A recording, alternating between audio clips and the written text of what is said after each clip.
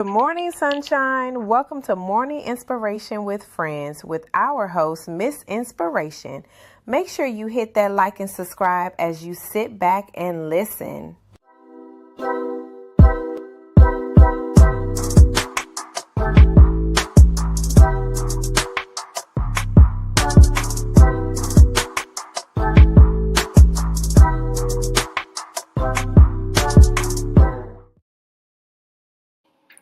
Good morning. Happy Monday, everyone. I hope you guys had a great and amazing weekend. Out here, it is starting to get chilly. We are starting to feel like fall is upon us, but it is okay. So this message is going to be super, hopefully it's going to be a quick message. But I just been binge watching lately, people that live the alternative lifestyle and the non-American dream lifestyle. And I just be reading the comments, and it's so disturbing how people are bothered by the fact that individuals have no desire to do the normal or the traditional lifestyle. So between, people choosing, because there are some people that are choosing to, live in their cars, their vans for whatever reasons. A lot of them, they are what they call digital nomads. So they are traveling. They are not staying in one particular location. They are looking to change the seasons. So right now, someone from Vermont might choose to go over to like Arizona for like this time of the year, because it's starting to get too cold in the northeastern part of the country. Most part of the country right now is cold. But if they even choose to do that, it should not bother people the way that it does. I saw one comment and the lady was like, I can't believe all these people are saying congratulations, just go buy a house. But everyone doesn't want to do that. In this particular example, the person was living in they had converted a school bus, right? The mini school bus converted into her home, and she travels. She works remote. She doesn't have a regular traditional in-person job, and I guess her job is okay with her traveling, and she packs up and she goes. And then I even seen people who live in tiny houses. Same criticism. Oh, who wants to live in 400 square feet? Blah, blah, blah, blah. You should just go get a regular house. Everyone doesn't want the big house that has 6 bedrooms, 8 bathrooms, 4,000 square feet. Everyone doesn't want that, right? I remember a couple of years ago, someone who's actually a real estate agent, they had posted this picture. It was a beautiful house, right? With the very long driveway. In the front, the driveway, it comes up to the house and you have all this space. I think it had a 4-car garage. The house had to have at least minimum maybe 6, 7 bedrooms, and anywhere from probably 7 to 9 bathrooms.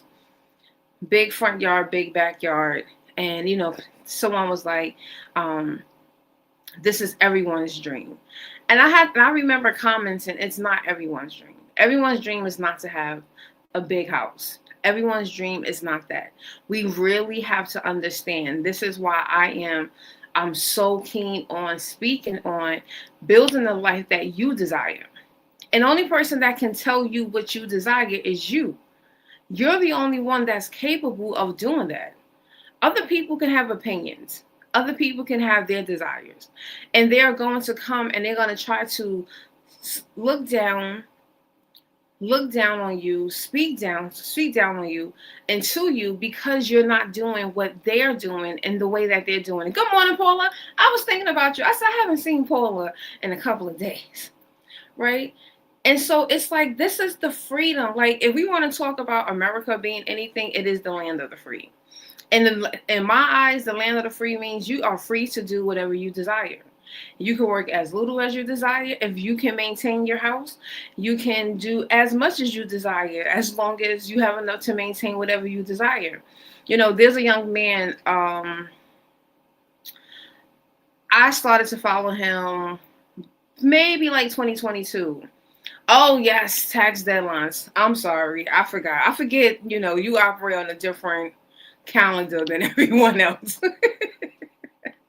So I hope everything worked out. I hope everyone got their stuff in. Awesome. Right? So this young man, he built him a tiny house. He had a Tesla, and he just drives Uber and like he drives for Uber and he does Uber Eats. So for him, he's like, yeah, I don't have the expenses that everyone else. He didn't go to college, so he didn't have any student loan debt. He said he didn't have any credit card debt, and he paid for his tiny house outright. And people were so upset about that, calling the man homeless, saying that, you know, you're homeless, you don't have a place, you need to go get you a house, go buy you something. Oh, look at him, he's a loser. And I was just like, are y'all really listening to everything that this young man is showing you? Like, he's showing you and he's telling you he's doing better than anyone out there. He's doing better than me, because guess what? Even with me owning multiples, he still has no debt. So everything that he is making, he's generating his own utilities, because he has solar. He has the well. Like, he had like a nice little piece of land, and he has his, you know, his septic on there. So he's not like, you know, in a compost toilet, which is nothing wrong with that, because that is an option, and it's also an alternative. I think he was doing the well water, and he had a whole system. He was growing his vegetables. Like, this young man was truly doing things outside of the box, outside of the norm of what we're accustomed to, right? Because we are accustomed to certain things. We have to have the extra bedrooms. We have to have all the closets for all of our stuff. And it really takes you getting into spaces with the people that are really living this life for you to understand. See, when I was out in Colombia earlier this year, I met a lot of amazing people, and they are digital nomads. And these were people that had beautiful homes here in the United States and decided, you know what, that's not for me. So they got rid of all of their possessions. They packed up a regular size suitcase and packed up a carry-on, and they said that they were going to travel and live in other countries just to explore. And they did that. And when they had, one of them had a seminar, and they had an actual coach who was always, I stutter sometimes. He is a minimalist, right? So he coached them through that whole process. He coached them when they were saying, okay, we're going to sell our things. What all are we taking? Because see, when I went to Colombia, I went with 2 big suitcases, and initially I was going for 4 weeks. I had 2 big suitcases, a book bag with all this stuff. And I met these individuals, and they were like, girl, you are overpacked. You have too much stuff. The next time you come, we promise you, you're coming back with 1 suitcase and that book bag. That's it. And I was just like, what?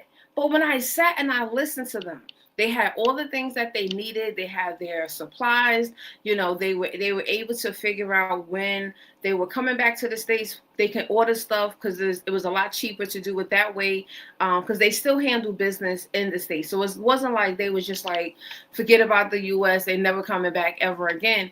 But they kind of plan it where it's like every quarter, if we need some new T-shirts, you know, or we need some more toiletries, we'll go and we'll be able to get what they actually want. Because I won't lie, over there, like if I go back for another month or 2, I'm stocking up. The one thing I'm making sure I'm bringing the most of is the feminine products, because they're not size friendly. Let's put it that way, you know. But it's just amazing, right? So you have to realize, like, no, the American dream is defined by so many different people, and it's defined different.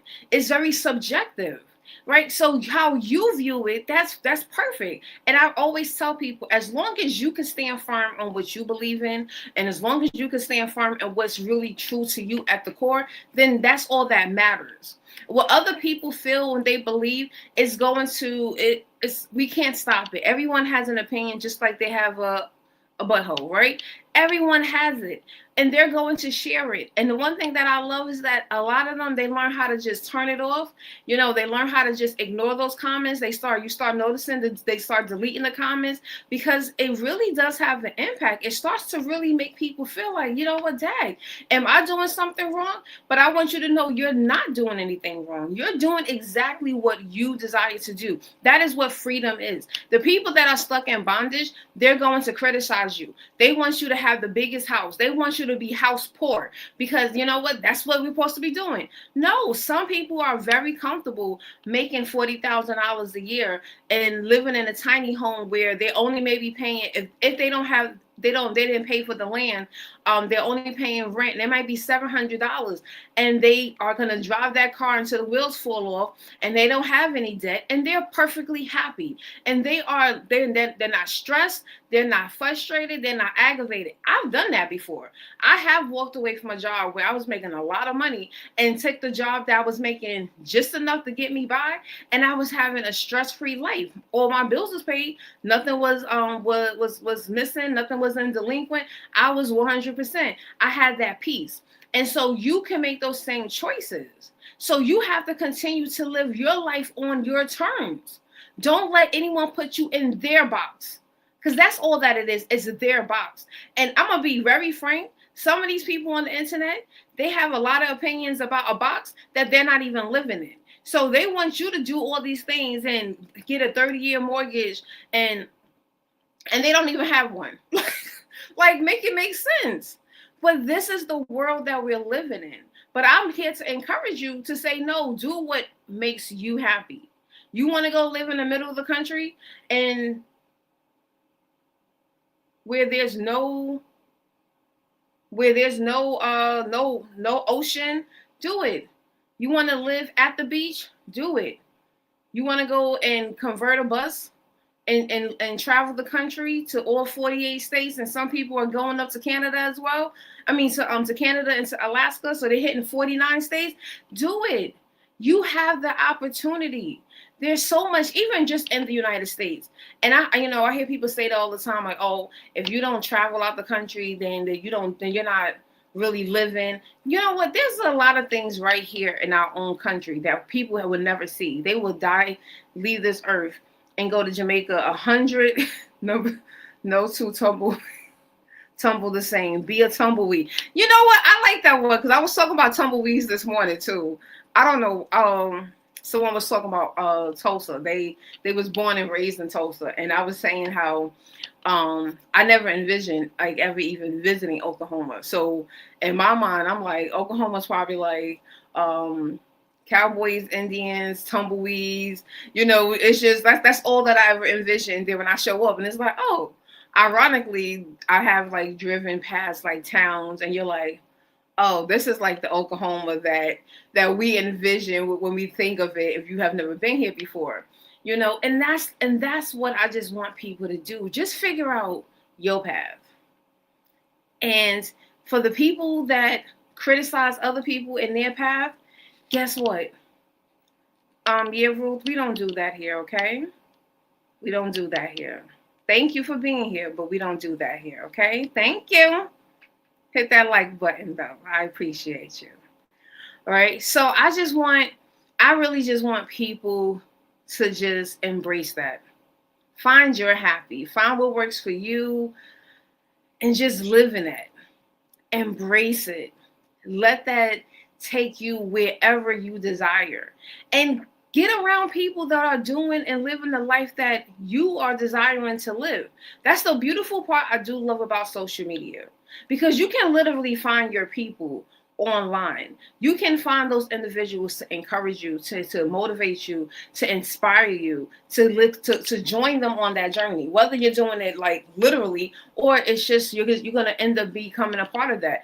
I remember the days of watching and watching YouTube videos and TikToks of people traveling and, living in other countries for, a couple of weeks, a couple of months, and just doing that inspired me. And that's when I started to say, you know what, hey, I want to try that too. So I would spend 1 year, I spent 3 weeks in Orlando, just wanting to be, in a more warmer climate because it was shifting into the fall up in New York.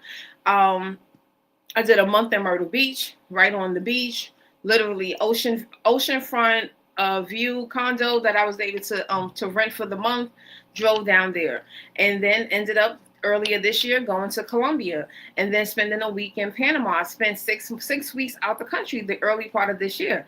Like, you get inspired, and then when I got to Tulsa, it makes it even better because a lot of the people here, some of them, they moved here from Mexico. One of my friends, she actually did live in Mexico. I think she said 2 or 3 years, and then she came back. And I wouldn't be surprised if she ends up going back. Another young lady that I met in the program, she's actually moving early part of the year, I think, to Dubai or Bali. It's either Bali or Dubai. It's one of the two, but she's packing up, leaving, moving over there.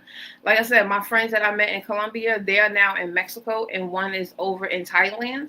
And I mean, they're just living the digital nomad life, and I love it, right? They're not tied to anything. They're not worrying about, can I still pay my rent or my mortgage back at home? They're just moving forward. What's the next place? Let's book it and let's go. I have that type of fear where I'm just like, I don't want to let go of making sure that I still have a home, to come back to just in case something happens, and that's the level of fear that I'm even working through. I want to get to the space where I could just be like, you know what? Yeah, I don't need the house, but it's nice to have, because I do want to leave things to my niece. And, if God was to bless me with a husband and having children, still leaving them something. But for now, I enjoy the life that I live because there are other people who do the same thing. They're just like, give me a couple of weeks, couple of months, and then I can come back and I can enjoy it. I messed up this year because I literally came back the week that it was a snowstorm in Oklahoma. Like, how did I mess that one up? I knew I should have took another week and went back to Colombia after I left Panama, right? But I'm just really, like I said, just seeing these comments, seeing the comments online, it's like, we got to stop it.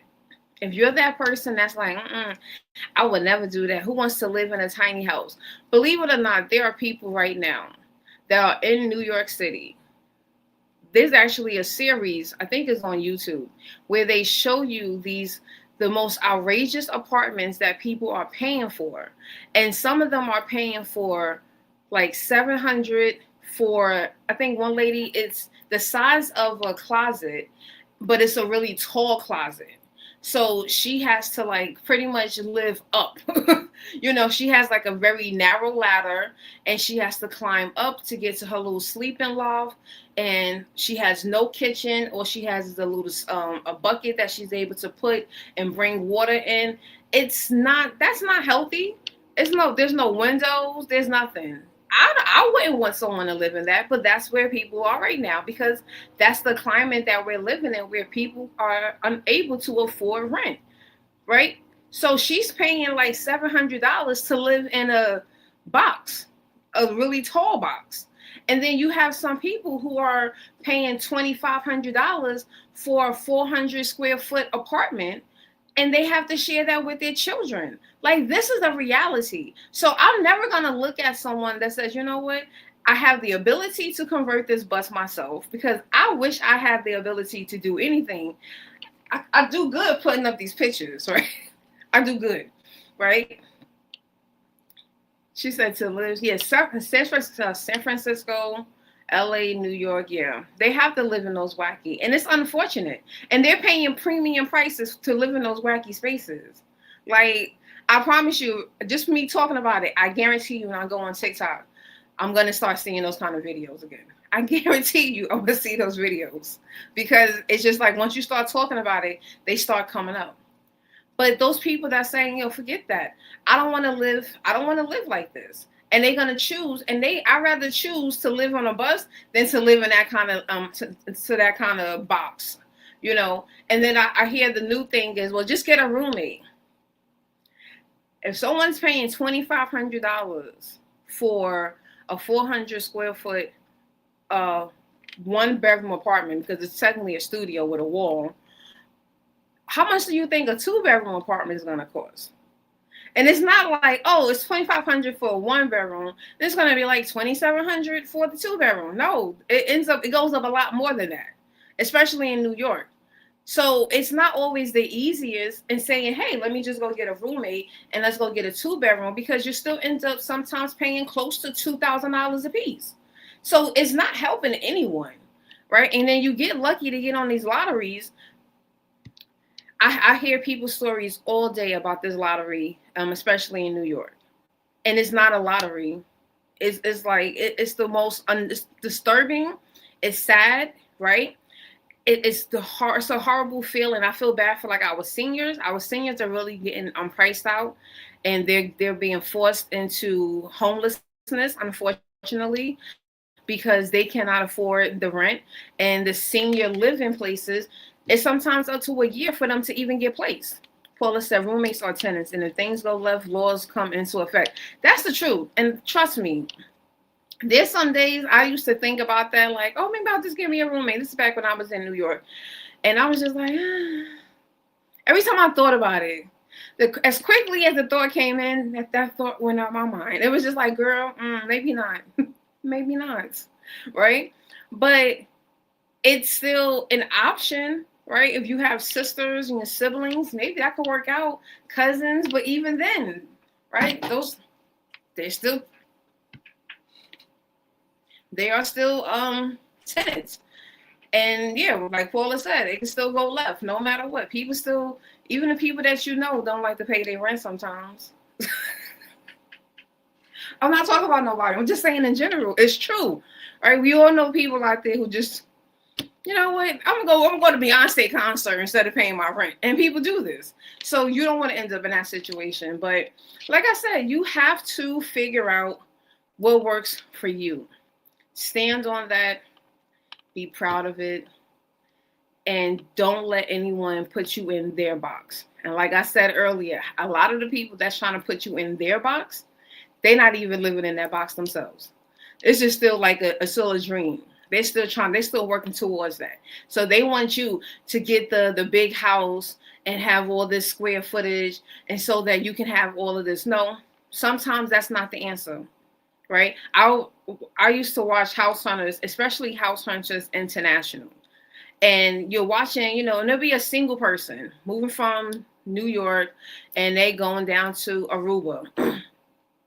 And so when you listen to them, they're like, yeah, I need like a 3-4 bedroom because all these people are gonna come visit me. And I used to get so annoyed. I'm like, you about to go broke, thinking that people are going to come visit you.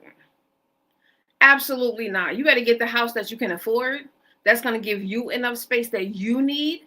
But do not go broke trying to, planning. And, when people come visit, because guess what? Where am I? How many people have come to see me? And next month makes 2 years that I've been out here. And I could probably count. No, I can't count outside of my family. One person came to see me in 2 years. And I'm okay with that. Because I understand the reality is flying out here is not cheap, right? You can't get a ticket for $200 round trip right now. It's not happening. Not yet. We need more people to come out here. So you really have to do what you have to do. I would have been crazy to go buy a 5-bedroom house because everyone is going to come visit. No, I got a 3-bedroom, 1 bath. The only thing that I would have traded was getting 2 bathrooms. Because when my sister and them, they do come out here, sometimes they be in there and I be like, guys, I got to use the bathroom, right? But that's the only thing I would have changed. I'm not buying no 5-6 bedroom house for just me. And Jelly Bean wasn't around yet. So it would have just been me in this big doofy house and just with the hopes and prayers, because everyone is going to come visit me. When they coming? I'm not going broke. On what I think people might do. Paula said, my mom and I, she laughed at that mindset. You can only plan for you. Exactly. So trust me, I watch House Hunters and I just be like, you better not get that house. And it'd be like $25,000 overpriced, over their budget, and it's like, but it's, this would be a great room for my friends when they come. Girl, they better get them an air mattress. I have an air mattress. I have an extra room, and I have an air mattress. If I do happen to get a whole bunch of people coming at one time, and they can't sleep in that one room and on the couch, we got an air mattress. You can pop it up in my office, and you can sleep in my office on the floor. That's fine, right? I'm not. You gotta stop. That's the other thing, because you're living for someone else, right? You're living for someone else, and that's the most unhealthiest thing. I visit folk. I take whatever space I can get, or I get a hotel. That's how I am. And 9 times out of 10, I prefer a hotel. Like, I'm one of those, because I like to get up early. I do my messages. I don't want to interrupt people. I don't want to be in their home making noise at 7 o'clock in the morning. They don't want to hear that. They may not want to hear that, right? You just got to do what's best for you. Okay, so I hope this message I would definitely went longer than I anticipated, but thank you for being here. I've got a couple of people watching, and I appreciate, even if you're not engaging, that's fine. We are happy that you are here, and I hope this message is resonating. And share this, because someone out there needs that. Someone out there right now is making a plan, and they're thinking about everyone else, and they're taking everyone else's criticism into consideration, and this is not the time to do that. Do what's best for you. You want to convert that bus? Do it. You want to go get you a tiny house? Please do. You want to downsize from that big house, 5 bedrooms, to a nice little cute bungalow, start a home? Absolutely do that. Do what is going to work for you. As long as, I always say, don't go broke doing it, right? I've never enjoyed seeing people being house poor and out here just, struggling and not being able to just enjoy simple things because they had to get the biggest house on the block.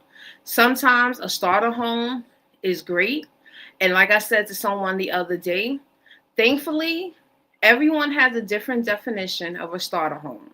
So you can decide and determine what that looks like for you and for your budget and for your lifestyle, right?